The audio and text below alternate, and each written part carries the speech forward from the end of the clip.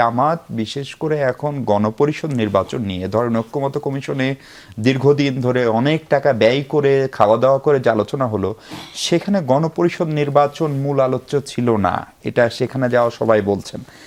এখন এসে জামাত গণপরিষদ নিয়ে যে হার্ডলাইনে আজকে গেল এবং যে টোনে জামাতের কেন্দ্রীয় নেতৃবৃন্দ কথা বললেন, হাঙ্কি পাঙ্কি চলবে না, সোজা আঙ্গুলে ঘি না উঠলে বাঁকা আঙ্গুলে ঘি উঠবে, যেটাকে বিএনপি স্পষ্টতই বলছে এটা ভোট পেছানোর ষড়যন্ত্র। জামাতকে আসলেই ভোট পেছাতে চায়? কারণ ভোট পেছালে জামাতের তো লাভও আছে, কারণ জামাত এখন সম্ভবত তার প্রতিষ্ঠার পর থেকে সবচেয়ে ভালো সময়টা পাস করছে রাজনৈতিকভাবে। ফলে আসলে কি জামাত ভোট পেছানোর ষড়যন্ত্র করছে? জি, অসংখ্য ধন্যবাদ মিশু ভাই এই চমৎকার আয়োজনে আমাকে অন্তর্ভুক্ত করার জন্য। সাথে আমার দুজন সহ প্যানেলিস্ট আছেন, ওনাদেরকেও ধন্যবাদ। আপনি যে চমৎকার কথাটা বলেছেন সেটি হচ্ছে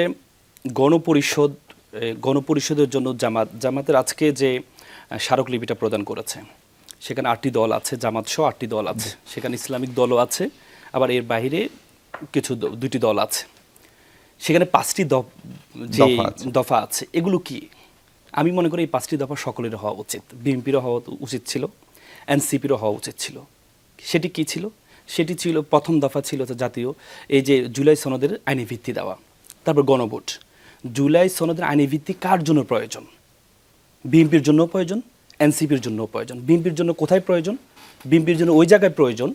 আপনি দেখেন বর্তমান যে সরকারটা আছে, এই সরকার আমরা অনেকভাবে বলি সাংবিধানিক সরকার, আবার কেউ বলি না সাংবিধানিক সরকার না, এটা আমাদের অ্যাপ্লাই ডিভিশন আর্টিকেল 106 দিয়ে এটাকে বৈধ করা হয়েছে। কিন্তু আমাদের সংবিধানে কি আছে? সংবিধানে আছে 3 মাসের মধ্যে ইলেকশন করতে হবে। 3 মাসের পরবর্তীতে যদি না পারা হয় তাহলে আরও 3 মাস, 6 মাস। তার মানে ফেব্রুয়ারিতে এটা সময় শেষ হওয়ার কথা। তার মানে এখন যে সরকার এই সরকার যদি আইনিগতভাবে এই সরকারের কি আইনি ভিত্তি আছে কিনা, তাহলে এই সরকার যদি কোনো আসলে আমি সেটি বলছি, এই সরকার যদি কোনো নির্বাচন আয়োজন করে তাহলে সেটার আইনি ভিত্তি আছে কিনা। আমি আপনাকে এই কোট করছি, কয়েকদিন আগে অ্যাপ্লাই ডিভিশনে একটি এই নিয়ে তত্ত্বাবধায়ক সরকার নিয়ে একটা শুনানি হচ্ছিল। সেখানে বিএনপির প্রতি আইনজীবী তাদের শুনানিতে এভাবে অ্যাড্রেস করেছেন, আমি কোট অ্যান্ড আনকোট করে আপনাকে বলছি। ওনারা এভাবে বলেছে, আমি প্রথমে ক্ষমা চিনি যে আমি একটু অসুস্থ, তারপর আপনাদের কমিটমেন্ট দিয়েছি এজন্য আসা।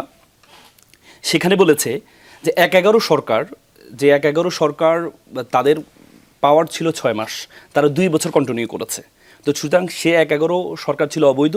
সে অবৈধ সরকারের যে নির্বাচন হয়েছে সেটা ছিল অবৈধ, এবং নির্বাচনী সরকারের যে প্রধান বিচারপতি নিয়োগ হয়েছে সেটা ছিল অবৈধ।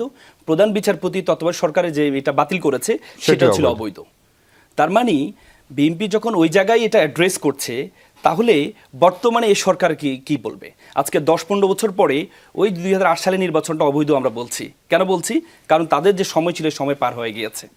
আজকে যে বর্তমান এই সরকারের আইনিগত ভিত যদি না হয়, তাহলে ভবিষ্যতে 10-15 বছর পরে আজকে যারা জুলাই যুদ্ধে ছিল, আমিও জুলাই যুদ্ধে ছিলাম, আমি ছাত্রদেরকে আইনি সহযোগিতা দিতে, আমি শত ছাত্রদেরকে ফ্রি আইনি সহযোগিতা দিয়েছি। এই সরকারকে নির্বাচনের পরে যে দলটি সংসদে সংখ্যাগরিষ্ঠ হবে তারা গিয়ে সেটিকে বৈধতা দেবে, সংসদ তো সার্বভৌম। আপনাকে 11 সরকারকে তো আওয়ামী লীগ সরকার বৈধতা দিয়েছে, কিন্তু এখনো সেটা প্রশ্ন আসে না। কেন আসে? কারণ 11 সরকারের মেয়াদ ছিল 6 মাস, তারা কন্টিনিউ করেছে 2 বছর। এই সরকারের মেয়াদ যদি আপনি আইনিভাবে দেখেন তাহলে 6 মাস, তারা কন্টিনিউ করছে। ফেব্রুয়ারিতে 25 ফেব্রুয়ারিতে সময় শেষ হওয়ার কথা, তাহলে কন্টিনিউ করছে।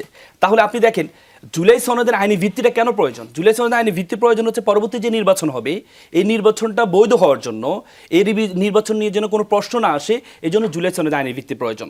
এমনকি যারা আন্দোলন করেছে, সংগ্রাম করেছে, জুলাই যোদ্ধা ছিল, তাদের কি কোনো ইনডিমনিটি দেওয়া হয়েছে? আপনি দেখেন 1971 সালে যারা যুদ্ধে অংশগ্রহণ করেছিল, মুক্তিযোদ্ধা ছিল, 1973 সালে একটা ইনডিমনিটি অর্ডার করা হয়েছে। যারা যুদ্ধ সময়ে যারা বিহারিদেরকে হত্যা করেছে, পাকিস্তানিদেরকে হত্যা করেছে, তাদের বিরুদ্ধে কোনো ধরনের মামলা হবে না। কিন্তু বর্তমানে এই যে আন্দোলনে পুলিশ মারা গিয়েছে, এই আন্দোলনে আওয়ামী কর্মী নেতারা মারা গিয়েছে, তাদেরকে ভবিষ্যতে যে তাদেরকে পুলিশ মারার কারণে এই যারা জুলাই যুদ্ধ আছে তাদের বিরুদ্ধে মামলা হবে না, এই সিউরিটি আপনি কীভাবে দিবেন? তাহলে সেই ইনডেমনিটি অর্ডারটা কোথায়? সে আইনি ভিত্তিটা কোথায়? তাহলে আজকে সকলকে রক্ষা করার জন্য, এবং কি শুধুমাত্র রাজনৈতিক দলদেরকে না, আপনি যদি উপদেষ্টা মণ্ডলী তাদেরকে নিজেরা বাঁচানোর জন্য জুলাই সনদের আইনি ভিত্তি লাগবে। তার মানে হচ্ছে ন্যায় বা অন্যায় যা কিছু এই অন্তর্বর্তী সরকার করছে সেটিকে বৈধতা দেওয়ার জন্য জুলাই সনদ। এবং কি কিন্তু সেই জিনিসটা বিএনপি কেন বুঝবেন ভাই? বিএনপি তো এই দেশের একটা পুরনো দল, তারা একাধিকবার এই দেশ চালিয়েছে দীর্ঘদিন, ফলে তাদের বোধগম্য না হলে ধরেন জামাত চাচ্ছে বলে এটা বিএনপিকে কেন চাইতে হবে? দেখেন বিএনপি, আপনি দেখেন যত এবারে যতগুলো সংস্কার হয়েছে, 47টি সংস্কারের কথা আসছে, তার মধ্যে 15টিতে নোট অফ ডিসেন্ট দিয়েছে বিএনপি, 4টি দিয়েছে জামাত, 1টিতে দিয়েছে এনসিপি। তাহলে দেখেন জামাত কিন্তু তার 4টি নোট অফ ডিসেন্ট কেন, ডিসেন্টিং যারা যেগুলো দিয়েছে এগুলো কেন এবারের মধ্যে আসা হয়নি এটা নিয়ে কোনো আন্দোলন করছে না। তারা আন্দোলন করছে, আপনি দেখেন 15টা নোট অফ ডিসেন্ট দিয়েছে।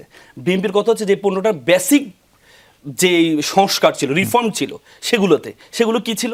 বেসিক সংস্কারগুলো কি ছিল? দ্বিকক্ষ বিশিষ্ট। বিএনপির 31 দফার মধ্যে দ্বিকক্ষ ছিল। পরিষ্কার রাসেল, তার মানে কি 11 তারিখ থেকে রাজপথ আপনারা উত্তপ্ত করবে জামাত?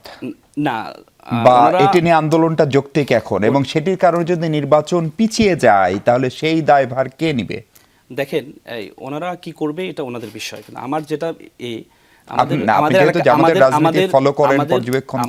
আমাদের দেশে যেটাকে বলে যে শক্তের ভক্ত নরমের জম, আমরা কোনো কিছু বাংলাদেশে এ পর্যন্ত কোনো কিছু আন্দোলন ছাড়া হয়নি। আমি শুধু একটু, যদি আপনি একটু সময় দেন, আপা যেটি বললো যে আন্দোলনটা কাম্য না, দেখেন বারবার বলা হচ্ছে যে কাবিননামা সই করে এরপরে আপনি কেন এই ওয়াইফকে আপনি সংসারে আনবেন না? তাহলে 3 দল 3 কাজ করেছে। বিএনপি করেছে, কাবিননামা সই করেছে, কিন্তু সংসার কন্টিনিউ করবে না। এনসিপি কাবিননামায় সই করে নাই, তাদের কথা হচ্ছে আগে সংসারটা নিশ্চিত করতে হবে, তারপরে তারা কাবিননামা সই করবে। আর জামাতের জায়গা কোথায় ছিল? জামাতের জায়গায় ছিল আমরা কাবিননামা সই করেছি, সংসার যেভাবে করতে হবে, যেহেতু আমরা কাবিননামায় সই করেছি, তাহলে সংসার নিশ্চিত করার জন্য আমাদেরকে যা যা করা তা করতে হবে। তাহলে কোন দলের অবস্থানটা ভালো অবস্থানে আছে?